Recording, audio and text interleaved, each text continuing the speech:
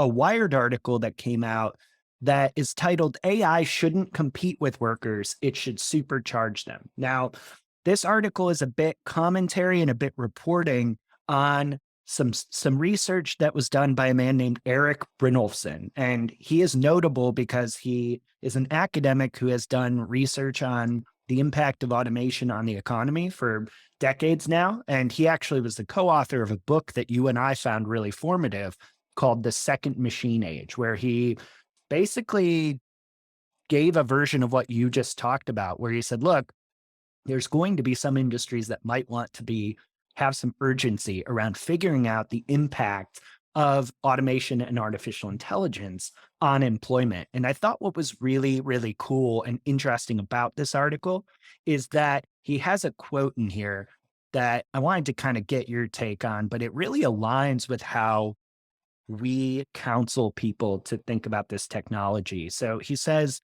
quote, "It's 100 times easier to look at something existing and think, okay, can we substitute a machine or a human there? The really hard thing is let's imagine something that never existed before, but ultimately that second way is where most of the value comes from. When we start thinking about AI as an augmentation tool or a tool that's going to change your work, but in a possibly positive way, that's really where this kind of idea that we've talked about quite a bit, AI native, AI emergent, or AI or obsolete businesses starts to really become very important."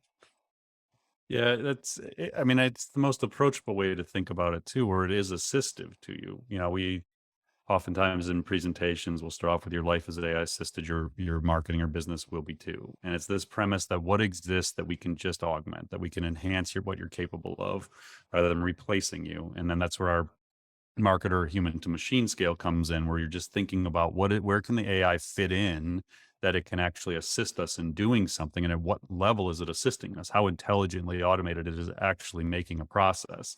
So it's not about automating humans out of jobs, it's about automating an intelligent way to assist them in the jobs.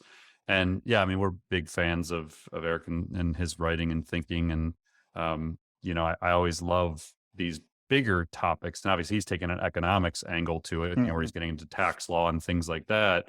But these sorts of things are really valuable. And I think, again, so many marketers and business leaders just have such a very surface level understanding of AI. But I think it's really important that we get people up to a strong competency in it, because these are the kinds of articles people need to be reading and understanding. But if you don't understand what AI really is, then this stuff just doesn't mean as much. It's not as practical to you, but it's really critical things to be talking about.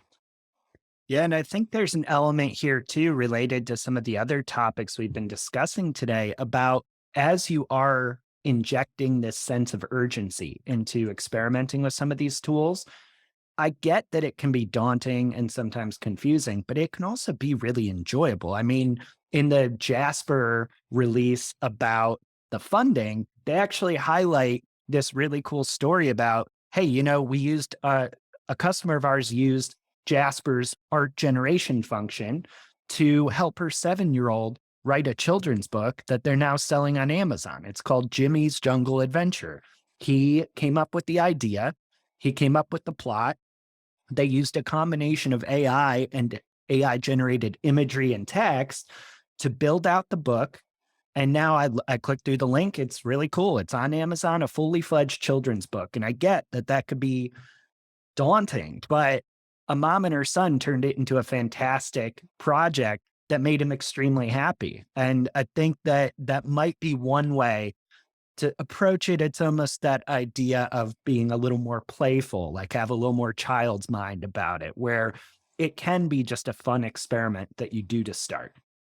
Yeah, and I think Facebook came out with some sort of a drawing tool for kids, similar, where you could Yep. draw something, it would actually enhance it. And a lot of the way to learn this stuff is to see things like that. But yeah, I mean, back to this bigger idea here.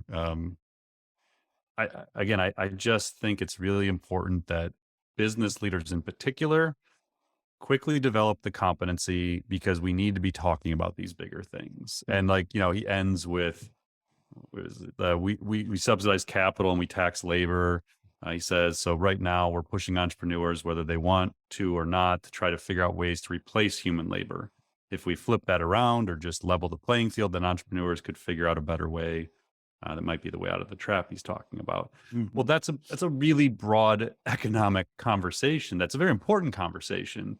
But again, until more business leaders understand the fundamentals of like that it actually could in theory replace labor, you can't even have this conversation. And it's just so important to be having. So, I think that's part of our goal with this podcast is to give people a lot of really tangible examples and things you can go play with and test for yourself, Mhm. but then to start seeding some of these bigger topics that hopefully more people latch onto and start talking about and thinking about themselves within their organization or their industry.